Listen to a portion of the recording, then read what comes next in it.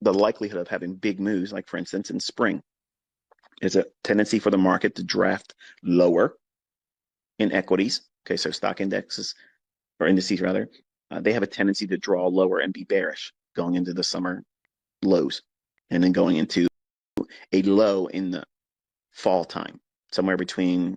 It can, I've seen it in years of my career where it starts a move in August, the last week of August, but generally it's like between mid-September and the first or second week of November. You're going to find a seasonal low there. And all you have to do is look for what I taught you in the core content.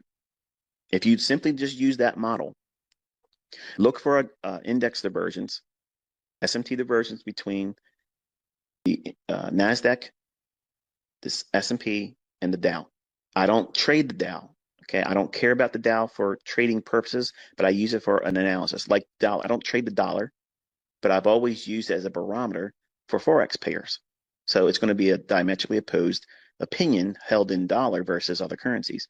Well, when you're comparing the three averages, S&P, NASDAQ, and Dow, and you're looking for a high to form in the spring, you want to see a divergence. One of those indices is going to fail to make a higher high. That's it. You have now witnessed the quarterly shift. Now, everything after that, start looking for market structure shifts bearishly on all time frames and look for the pattern that I taught you in the 2022 mentorship. And folks, I just fucking gave you an ATM that pays out every motherfucking year, and it gives you the bias going all the way into the summer. That's it. That's the key. That's the fucking unicorn you're looking for. Well, how about in the fall? You're looking for the opposite, because seasonal tendency wise, you're looking for a low to form.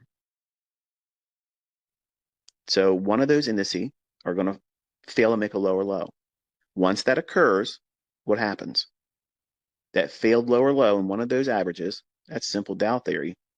Once that shift occurs and they go breaking their short-term highs, you're now in a buy model. What does that mean? You're just looking for longs, and you keep milking the longs with the largest leverage. And you can take shorts, and you've seen me do that.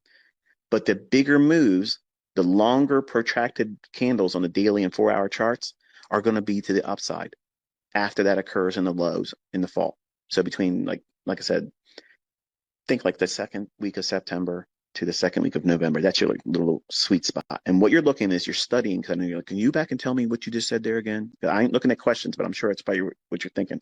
What does it look like? Where am I looking? What time frame? You're looking at a daily chart. You're looking for the highs